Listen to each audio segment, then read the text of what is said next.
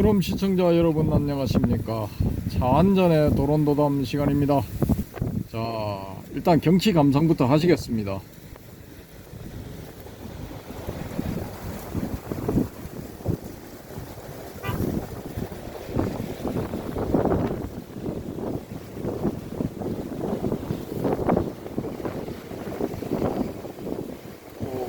역광이 되어서 뭐 좀 잘 안 보일 것 같기도 합니다. 저기 빨간 등대가 있는데, 빨간 등대,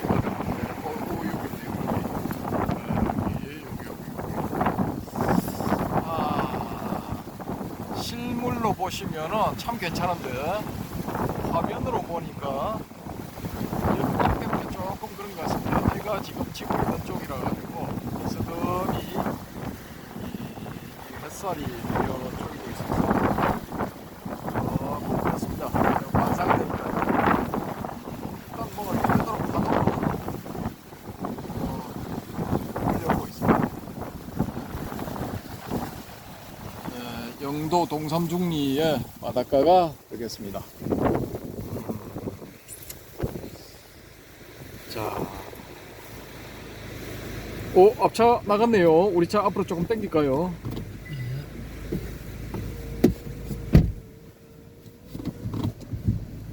예.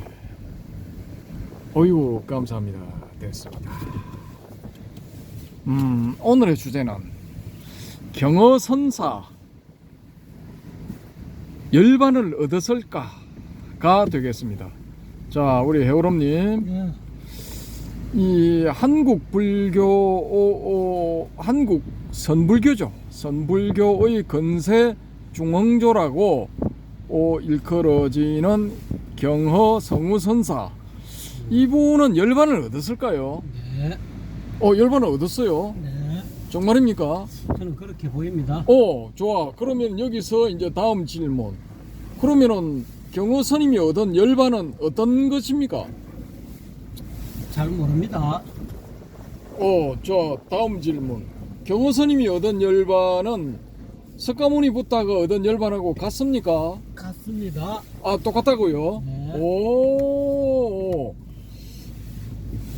좀 의외네요.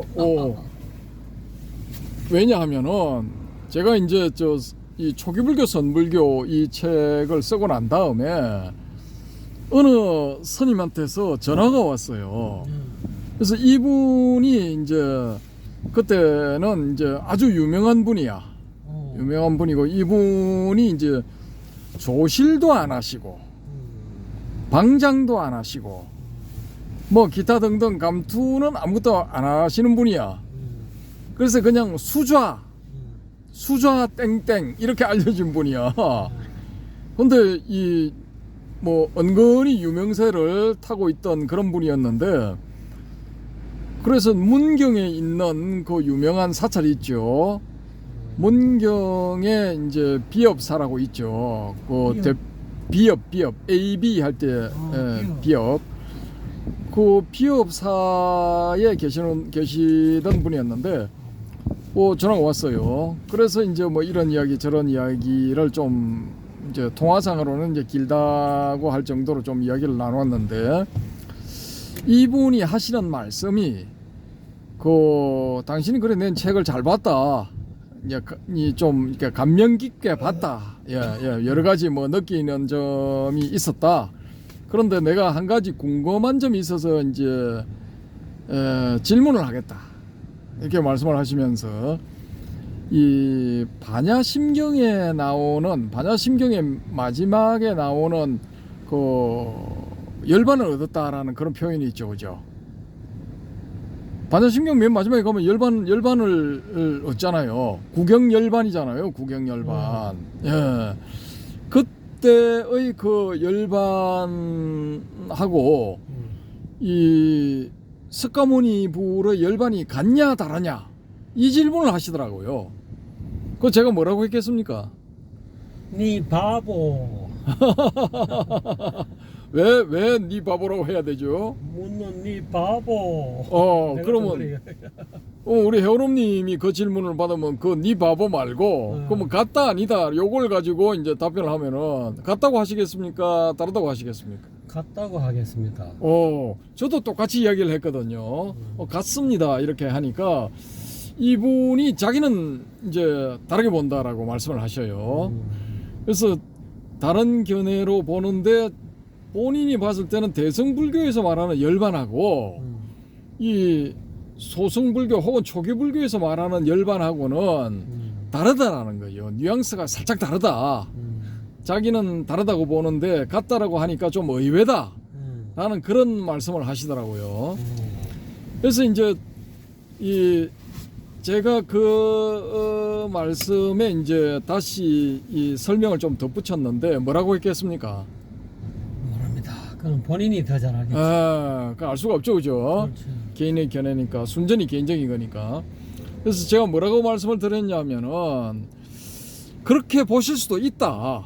있는데 만약에 그렇게 보게 되면은 이 석가모니 불의 불교하고 선불교의 불교하고 다른 게 된다. 다른 종교가 돼버린다 이거는. 그래서 이제 이 소위 말하는 현재 한국에 있는 초기 불교도들의 이야기하는 선불교는 불교가 아니다.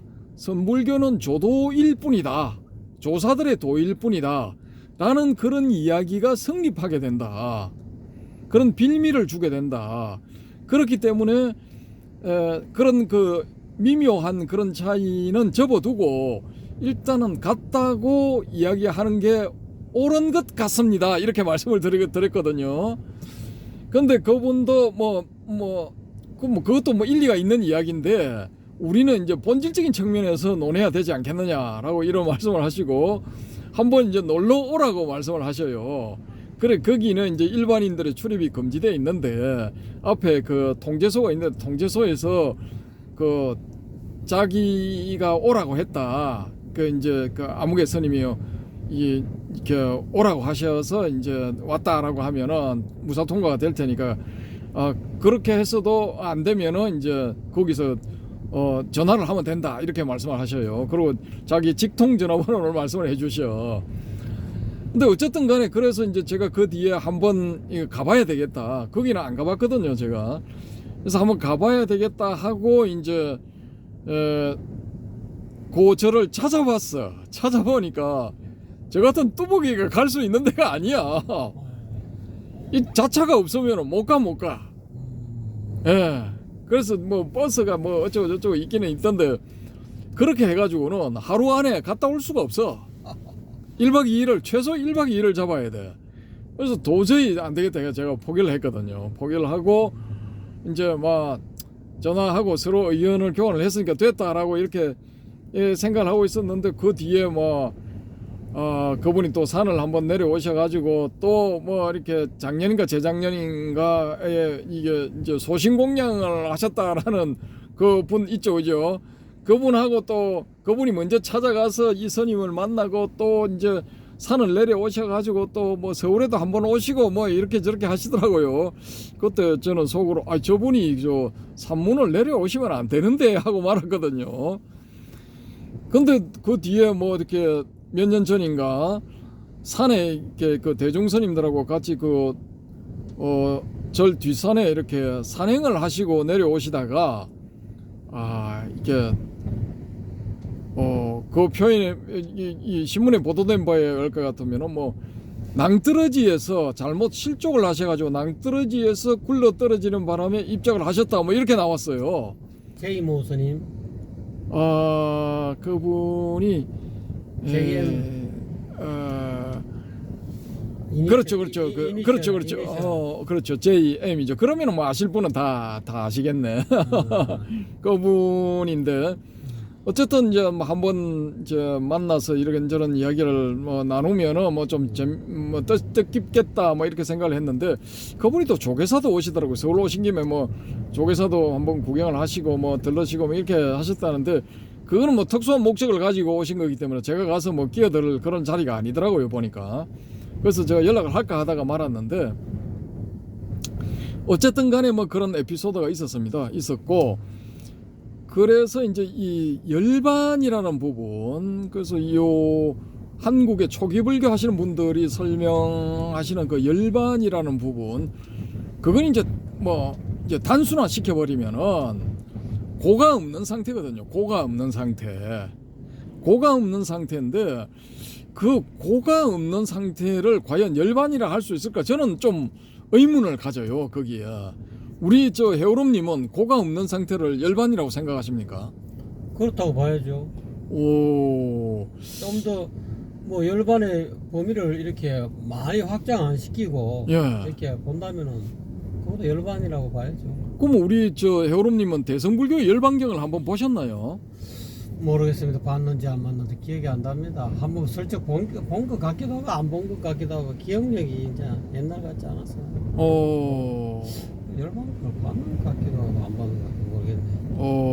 그래 그 열반경에 나오는 그 열반의 특징이 있잖아요. 네 글자로 되는. 열반의 특징을 뭐 상랑하죠? 그렇죠. 그럼 대성불교 열반은 상락가정이야 그 특징이. 그냥 고가 없는 상태가 아니라니까. 그럼 그 두 열반을 동치를 시킬 수가 있습니까? 동치시킬 수가 있죠. 어떻게 시킬 겁니까? 그 이제 특히 이제 아 부분이 문제 아닙니까, 그죠? 뭐 그런 것도 있고 이쪽은 그냥 고가 없는 상태라고 하지만은 대성불교의 열반은 락이 있잖아, 락이. 예, 즐거움이 있잖아. 고가 없으면 당연히 그게 즐거운 거죠. 아, 그래요. 근데 이 부파불교의 논사들이 해놓은 거 보면은 또 그걸 또 홈바다시 또 파는가 봐. 이제 홈을 파는 거야. 이게 고가 없는 상태하고 그 넘어서서 즐거움이 있는 상태하고는 이건 엄연히 다르다. 이게 갈라놨어. 예. 세세하게 나눠놨어. 머리카락 홈파듯이 머리카락에 이제 파리 니빠나 숫다를 새기는 거야. 그런 식으로 나눠놨어요. 그러니까 이걸 같다고도 할 수도 없고 다르다고 할 수도 없는 거야. 입장이 참 난처한 거야. 다르다고 하면은 대성불교와 조기불교는 다른 종교가 돼버리는 거야. 말 그대로 대성불교의 경전을 만든, 특히 대성의 열반경을 만든 이 한 사람이 있다 하면은 이 X는 뭐가 되느냐 하면은 또 다른 붓다가 되는 거야. 석가모니 불이 아닌 다른 붓다가 되는 거예요. 그러면은 이렇게 나가면은 화엄경을 만든 붓다, 혹은 붓다들, 또 이 반야경을 만든 붓다들, 혹은 붓다, 뭐 이런 사람들이 많이 생기는 거죠. 그러니까 이렇게 보면은 또 이제 대성불교 정신에는 맞아. 대성불교는 다불다보살이잖아요. 부처도 많고 보살도 많은 거야. 근데 초기불교는 석가모니 불 딱 한 분밖에 안 계시잖아, 붓다는. 그렇죠, 그죠? 그래서 요런 이제 이거 어떻게 할 수 없는 이런 점들이 있어요. 있기 때문에 이제 제가 이 열반을, 경허선사는 과연 열반을 하셨을까? 열반을 하셨다면은 이거 초기불교의 열반을 하신 것인가? 단순히 고가 없는 상태에 도달한 것인가? 아니면은 상락아정, 대성불교 열반경에서 말하는 상락아정의 상태에 들어가신 것인가? 뭐 요런 측면에서 제가 이제 질문을 한번 던져본 겁니다. 사실 이거 좀 우리가 심각하게 검토해봐야 될 그런 부분이거든요. 어떻게 생각하십니까? 저는 뭐 이렇게 생각합니다. 제 뭐 개인적인 내피셜이고 생각인데, 초기 불교에서 이야기하고 있는 그런 고가 없는 상태, 그것이 내나 상락아정의 경지인데, 그 초기 불교에서는 상락아정이라는 용어를 안 썼잖아요. 예. 그러니까 이제 고가 없는 상태, 이제 뭐 니르바나를 정덕했다라고 했는데, 그렇게 한 사람들이 이제 어쨌든 초기 불교 경전 내지는 초기 불교 수행을 통해서 아라한과를 얻었단 말이에요. 얻어가지고 혼자 이렇게 자수용 범락을 누리면서 혼자만의 세계에서 내가 그것도 석가모니 부처님인데 자수용 범락이라 했잖아요. 범락. 상락, 아정, 락자라 뜻을 이 괴로움이었기 때문에 범락을 얻었다고 이렇게 이제 대성불교에서는 좀 더 풀어서 해석한 것이 아닌가. 초기 불교는 뭐 석가모니 부처님은 500나안이고 석가모니 부처님은 부처다 이렇게 해서 불과 아라는 이렇게 초기 불교에서는 구분시키듯이 이렇게 불은 석가모니 불 혼자뿐이고 그 외에는 소기불교에서는 불이 없다라고 이야기하지만은 그것도 제가 보고는 그거는 부처다, 아라한이다, 이거는 용어 개념이다는 뜻이죠. 아라한의 경지나 부처의 경지나 다 나는 동일하다고 보는데, 단지 부처는 500나안의 스승이기 때문에 좀 존경하는 차원에서 불이라 썼고, 제자 서가모니 부처님 제자 500나안은 제자이기 때문에 500 아라한의 경지 가서 500나안이라 했지만은, 제가 보고는 실질적으로는 똑같은 경지인데 그렇게 한 건데, 대성불교 넘어오면서 그런 구분에 사람이 이렇게 분별의식에 사로잡히지 말고 모든 것을 뭐 통불교적인 차원, 내가 통합하는 차원에서 대성은 좀 더 나아간, 한 걸음 더 나아간, 좀 뭐랄까 적극적이고 발전적인 어떤 개념 형식을 쓰다 보니까 이것저것 뭐 부처 다르고 아라한 다르고 뭐 이런 식으로 그 개념을 이렇게 딱 구분시키지 말자는 뜻으로서 그 대성불교에서는 여러 부처님이 나오시고, 또 그거를 설명하는 차원에서 대성의 열반은 상락아정이다.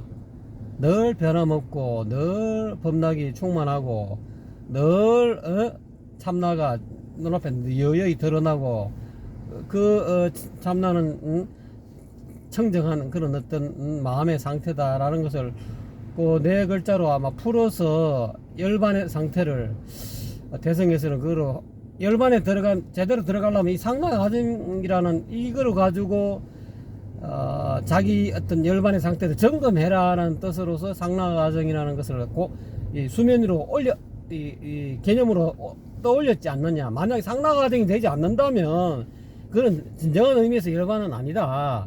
그러니까 이제 초기불교에서 이야기하고 고가 없다는 상태가 내나 상락아정의 상태인데, 단순히 고가 없고 고가 없다 보면은 감정 가운데서 뭐 고도 있고 낙도 있고 뭐 불고불락이라는 이 세 가지 의미로 이렇게 구분시키잖아요. 그렇게 구분시키다 보니까 이제 일부 이제 세월이 흐르면서 부파불교 내지는 수많은 교리를 공부하는 사람이 그거를 홈파듯이 딱딱딱딱 구분 지어 갖고, 야, 소성과 대성의 차이는 이런 차이가 있다. 고가 없다고 해서 그게 상락아정이 되는 게 아니다. 대성불교가 더 수성하다. 너 공부 더 해라. 뭐 이런 어떤 자기 종파들 간에 또는 자기 어떤 스승들 간의 어떤 그런 뭐 우위 다툼 내지는 경지 다툼, 그런 거를 자꾸 하다 보니까 그렇게 개념이 그렇게 복잡하게 흩어진 것 같은데, 제가 보건대는 그런 것 같아요. 일단 아라한의 경지가 그 경지가 내나 상락아정의 경지다. 그거를 대성불교에서 그 마음에 서가모니 부처님이 자수용 3 곱하기 7이니까 21일 동안 자수용 법락을 하는 그 경지가 내나 상락아정의 경지다. 또 아라한 지위를 정득한 그것이 내나 상락아정의 경지다. 저는 그렇게 보고 있습니다. 개념적으로 끄집어냈다는 거죠. 그거를 끄집어내가지고 너무 그 열반에 어떤 상태가 열반이냐 하고 저것들끼리 니는 열반이 아니다, 이것이 열반이지, 자꾸 이렇게 서로 간에 자기가 얻은 어떤 정득한 경지를 가지고 아마 초기불교 이후에 뭐 부파불교 그 시대에 수많은 사람들끼리 그 법거량 내지는 그런 문답을 하면서 니는 좀 덜 깨달았다, 조금 더 잘해라, 이것이 또 이쪽에서는 그걸 부정하니까 아니다 말이지. 뭔 소리 하고 있나, 나는 이미 열반에 들어갔다, 이런 문제가 발생됐을 거라고 보거든요. 그래서 대성불교에서는 그런 어떤 열반에 관한 어떤 다툼 내지는 그 규정하는, 열반을 규정하는 것을 이제 공식화 이제 시킨 거죠. 네 글자로. 저는 그렇게 봅니다. 그러니까 이거 뭐 손등이나 손바닥이나 뭐 엎어치나 매치나 뭐 그런 말씀인 것 같기도 한데, 보는 각도에 따라서 이제 다르게 보인다, 뭐 그런 말씀입니까? 그거를 이제 어떻게 보면은 이 초기 불교에서는 그 어떻게 보면은 그 열반의 경지를 정확하게 언어로 상세하게 이렇게 규정화를 안 시켰잖아요.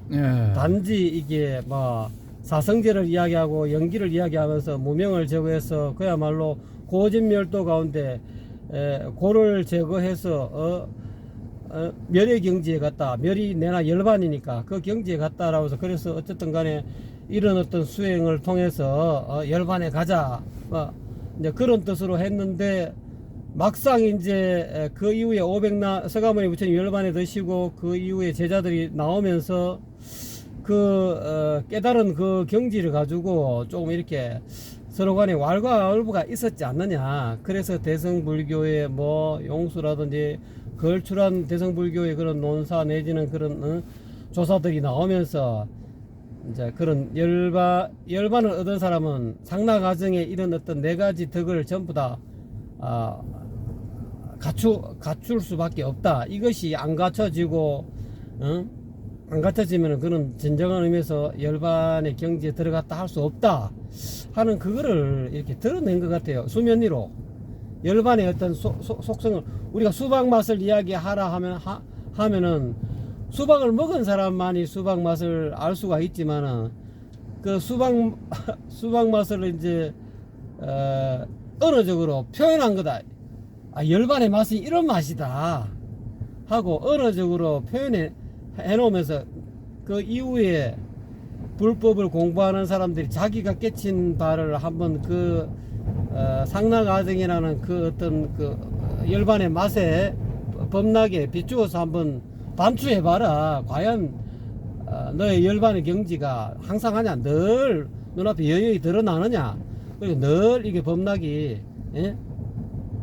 뭐 고를 역경을 당하든 또는 순경을 당하든 늘 즐거우냐, 나날이 좋은 날이냐, 그러고 늘 참나가 눈앞에 여유하게 드러나느냐, 또 이 감정에 끄달리지 않고 오온을 지배하고 오온을 마음대로 경영할 수 있는 그런 어떤 주인공의 어떤 상태냐.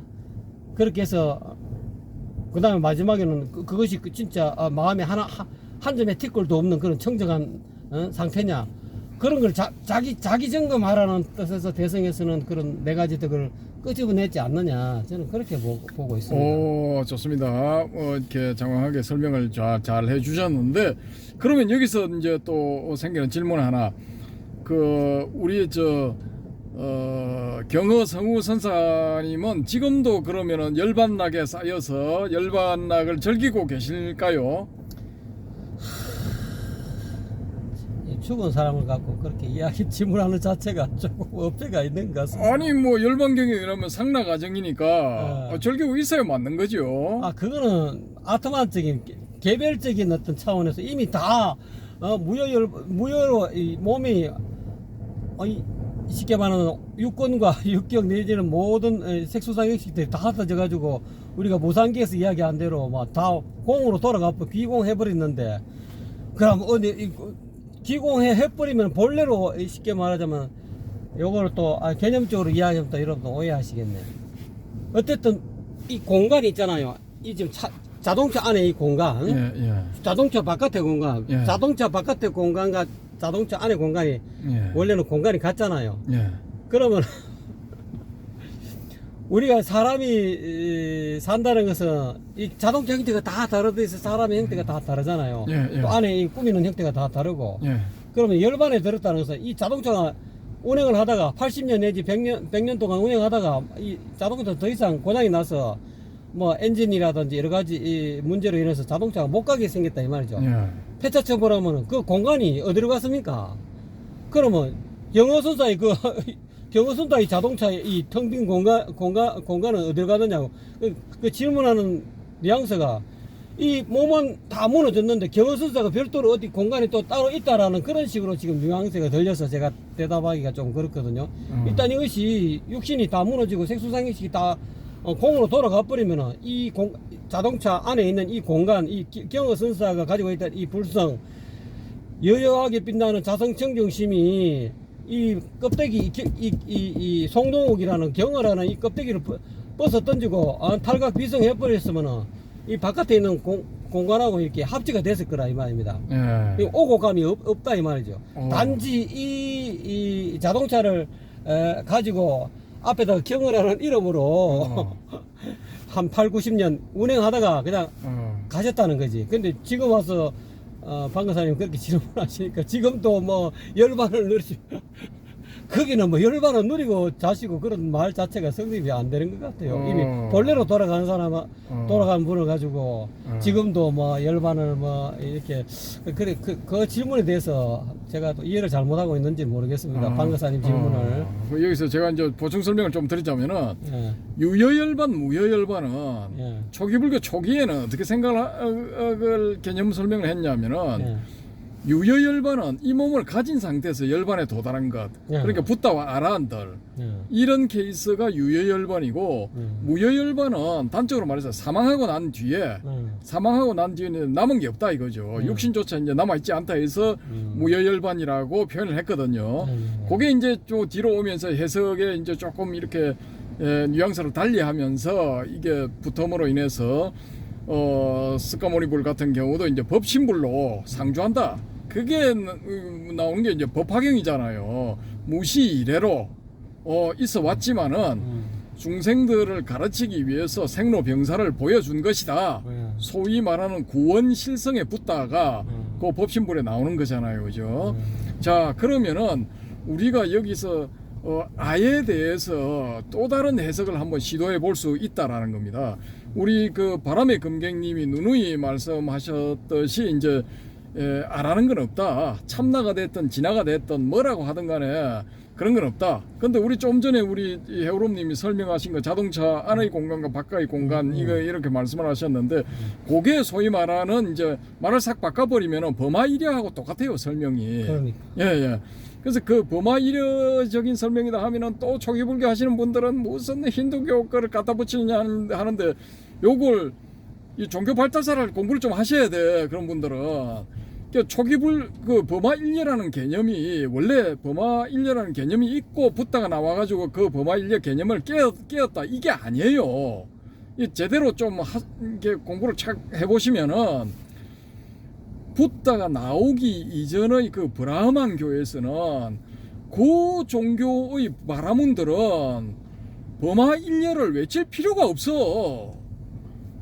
범하일려가 자기들만 되면 되는 거야. 자기들은 바라문 범신 범천 브라흐만하고 자기 이 브라흐만의 대변자 자기가 죽으면 브라흐만이 되고 뭐 이거는 괜찮아.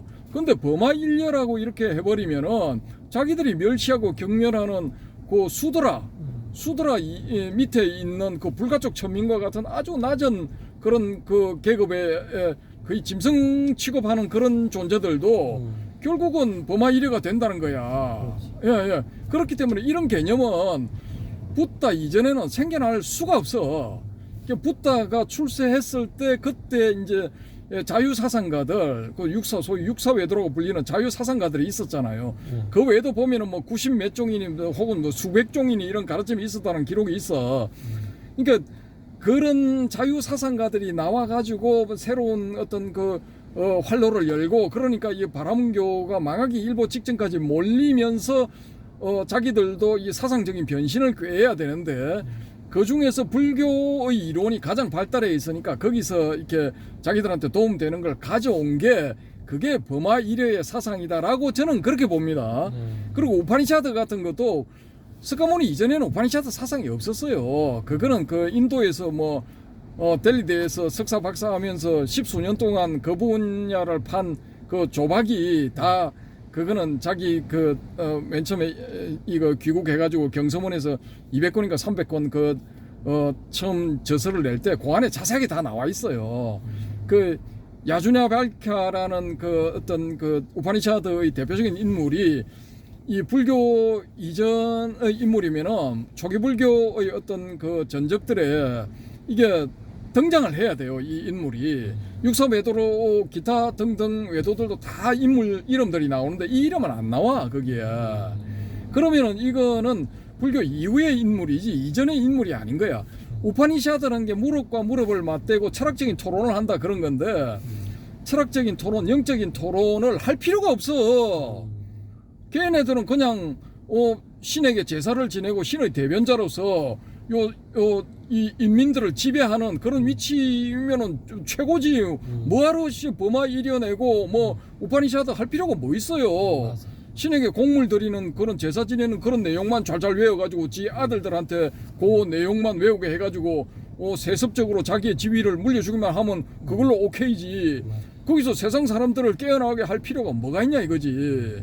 철학적인 대화를 하게 되면은 거기에 참여를 해가지고 수행을 하는 사람의 영적인 그런 깨우침이 있게 되고 거기에 따라서 이게 사람이 상승을 하게 된다고요. 몸에서 빛이 난다든지 아니면은 어떤 아우라가 다르다든지 그런 게 이제 불보살의 뒤에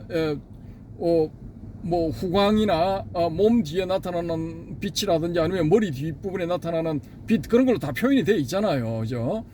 그러니까 이게 전혀 그런 걸 바라문교, 초기 바라문교들은 그런 걸 할 필요가 없어. 우파니샤드 할 필요도 없고, 요 버마이리어 사상을 전개할 필요도 없는 거예요. 예. 전변설 이런 거 할 필요도 없어. 전변설을 인정을 하게 되면은 저 천박한 불가촉 천민들도 다 브라만에서 나온 게 되기 때문에 결국은 동등하다는 거잖아요. 본질적으로는 같다는 거잖아. 그런 걸 걔들이 할 필요가 없는 거지. 근데 걸마들이 불교 외에 자이나교라든지 기타 등등 다른 신흥 자유 사상들에 밀려가지고 코너에 밀려가지고 찌그러들기 일보 직전에 탈출하는 활로로서 그 다 나온 거라고 저는 그렇게 봅니다.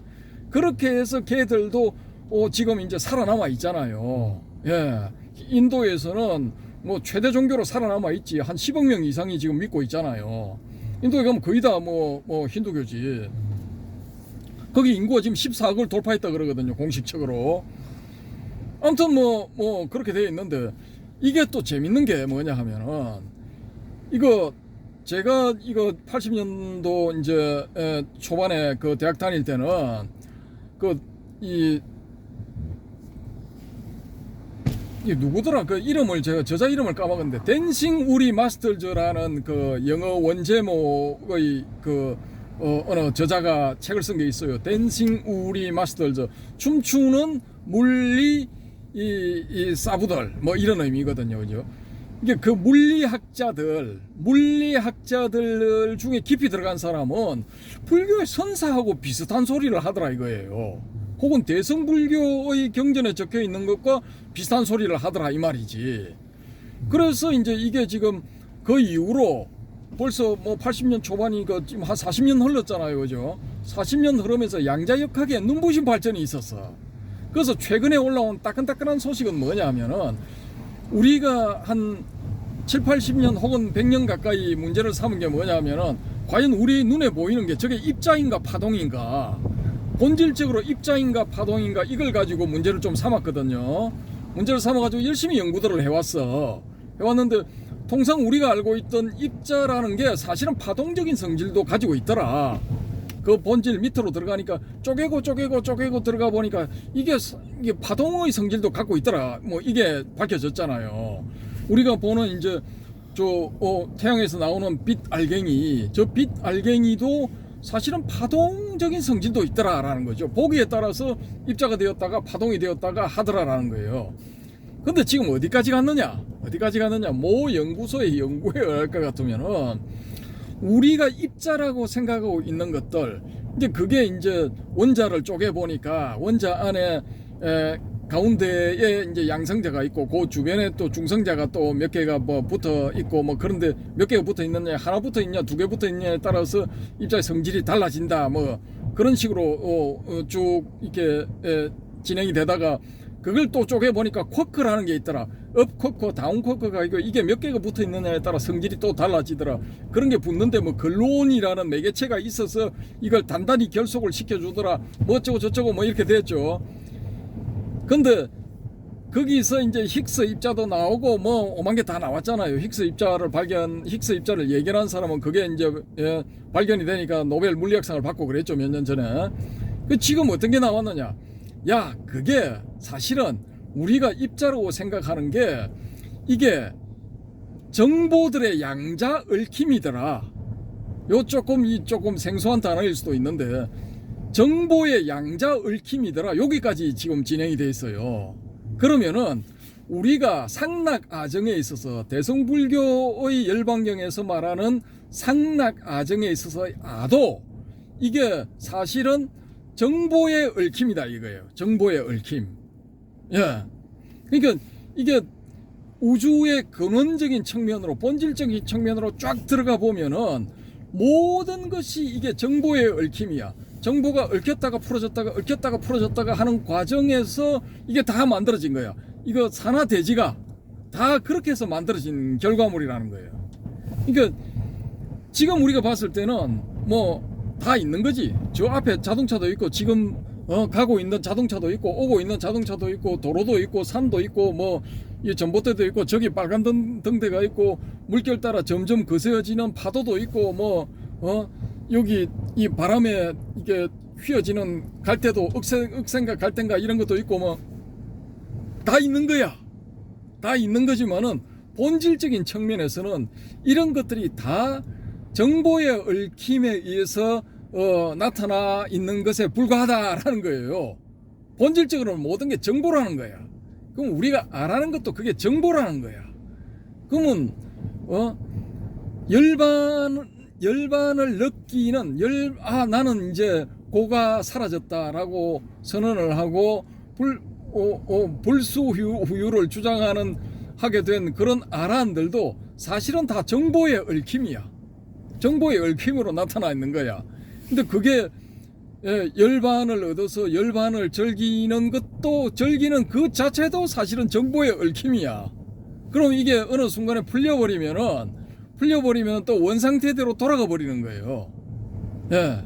마치 우리가 아무것도 없다고 생각하는 우주의 진공 상태에서도 거기서 입자와 반입자가 끊임없이 나타났다가 없어졌다가 나타났다가 없어졌다가 이걸 하고 있다는 거죠.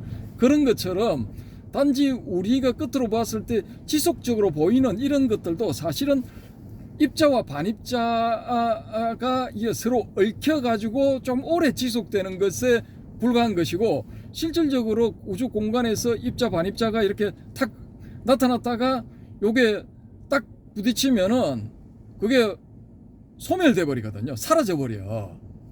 그러니까 그런 식의 크게 넓게 보면은, 길게 보면은 다 그런 것의 상호작용에 불과하다라는 거죠. 그런 게 이제 어떻게 보면은 연기법하고도 이게 매칭이 되는 거야. 매칭이 될 수가 있어요. 그러니까 물리의 그 소위 말하는 아원자 세계의 그 물리학, 입자 물리학 계열에서는 점점 이 불교에서 설명하고 있는 어떤 것들에 점점 가까이 오고 있어요. 이렇게 본다면은 이제 유식에서 말하는 소위 아뢰아식 혹은 종자식도 이게 부드럽게 설명이 되는 거야. 그 정보가 이제 전달이 되는 거예요. 정보가 얽혀 있는 상태에서 풀리지를 않고, 얽혀 있는 상태에서 이 정보가 전달이 되어서 다음의 그 정보를 토대로 다음의 후속신이 만들어지는 거예요. 그럼 일종의 윤회에 대해서 설명을 할 수가 있는 거죠. 아주 부드럽게 설명이 되는 거야. 무아이기 때문에 윤회합니다라는 개소리 안 해도 되는 거야. 정보의 전달이라고 해버리면 부드럽게 이게 스무스하게 아주 멋지게 설명이 딱 돼버려요. 지금 여기까지 입자 물리학은 지금 오고 있다는 거야. 그러면은 우리가 깨달음이라고 하는 것도 소위 말하는 이런 그 정보의 얽힘 현상에 대해서 이걸 알아차린 것이지 않을까라고 우리가 한번 이제 가정을 해볼 수가 있는 거예요. 그러면은 매트릭스, 소위 말하는 그 매트릭스 1, 2, 3 나와가지고 히트를 쳤죠. 메가 히트 치고 또 뭐 4가 만들어졌나 하여튼 뭐 프리퀄인가 뭐 여러 개가 또 이제 네 번째인가 뭐 다섯 번째가 나왔다 뭘 먹었죠, 그죠? 근데 어찌됐건 간에 1편, 2편, 3편은 아주 재밌게 봤어요. 재밌게 봤는데 거기를 보면은 이 네오와 모피어스와 트리니티가 이 전자의 세계로 컴퓨터가 만들어 놓은 가상 세계로 이렇게 들어가잖아요. 근데 가상 세계에 들어가는 그 네오, 모피어스, 트리니티가 그 트리니티를 감시하고 모니터링을 하고 있는 어떤 실제 존재가 있어, 인간이. 그 인간은 모니터를 보고 있는데 그 모니터에 나오는 게 뭐냐 하면은 어떤 숫자의 흐름이잖아요. 세로로 흘러내려가는 그 녹색 숫자들, 그게 쫙 흘러가는 그런 그림을 화면상에 보여주잖아요, 그죠? 근데 그게 이제 하나의 우리가 이제 정보라고 가정을 해보자라는 거지. 소위 말하는 정보의 양자적 얽힘으로 나타난다고 할 때의 그 정보라고 가정을 해보면은 그 정보들이 매트릭스는 행렬이잖아요, 그죠? 행렬 이렇게 되어 있는데 이게 우리가 행과 열을 이제 두 개씩 해가지고 가로 2개, 세로 2개 해가지고 계산을 하면은 4개가 만들어지잖아요. 가로 2개, 세로 2개의 4개, 4포인트가 있는 4숫자가 있는 4원소가 있는 어떤 행렬이 하나가 만들어지는데 우리가 가정을 해보자라는 거지. 이 행렬을 X축과 Y축과 Z축이라는 3개의 축의 행렬들을 집어넣어 가지고 만든다면은 그게 어떤 입체성을 가진 입자로 나타나지 않겠느냐라는 거예요. 그러니까 매트릭스라는 영화상에 나타나는 그런 모니터에 나타나는 숫자의 흐름은 평면적이지만은 요게 좀 더 발달하게 되면은 그걸 입체화 시켜서 보여줄 수도 있을 거다라는 게 이제 제 생각. 그 실제로 우리가 이런 그 입체라고 느끼는 이런 대상들이 이미지 우리 풍경 대상 나를 이루는 색수상 행식 이외의 어떤 대상들, 이 대상들이 입체로 되어 있는 행렬 정보, X축과 Y축과 Z축을 가지고 있는 입체화된 행렬 정보일 수도 있지 않을까, 그렇게 볼 수도 있지 않을까라는 게 이제 제 생각.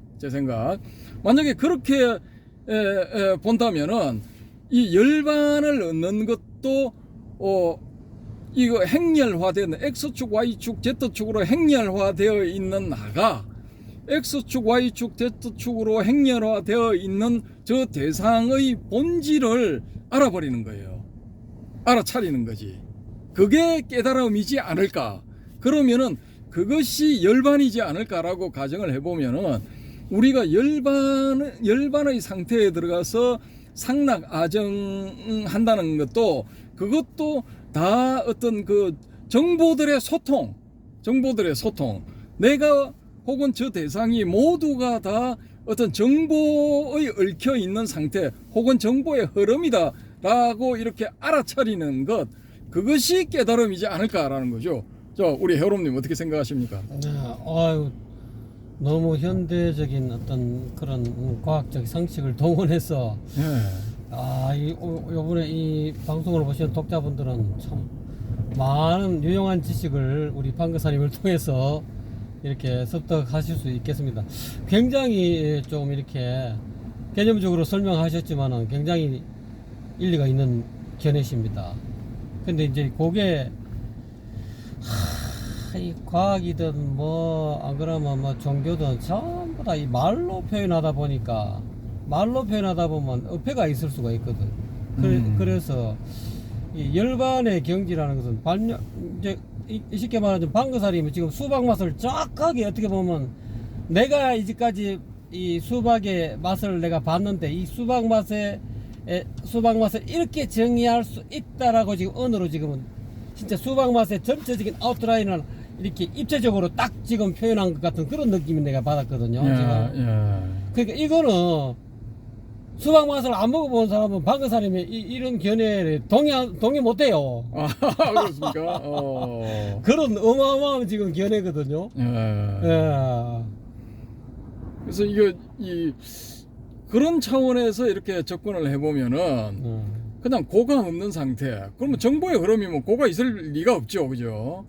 그리고 또 그런 상황이라면은 이거 상락아정이라고 설명을 해도 되지 않을까? 당연히 가능하죠. 그래서 이거 양자가 초기 불교의 사상가들, 불교 사상가들하고 대성불교의 불교 사상가들이 보는 뷰 포인트 관점 자체가 다를 뿐이지 설명하는 대상은 사실은 같은 대상을 가지고 설명하고 있다. 라고 초기 불교는 어떤 한쪽 면에 조금 국한되어 있다면은 대성 불교는 입체적으로 바라봤을 가능성이 있다.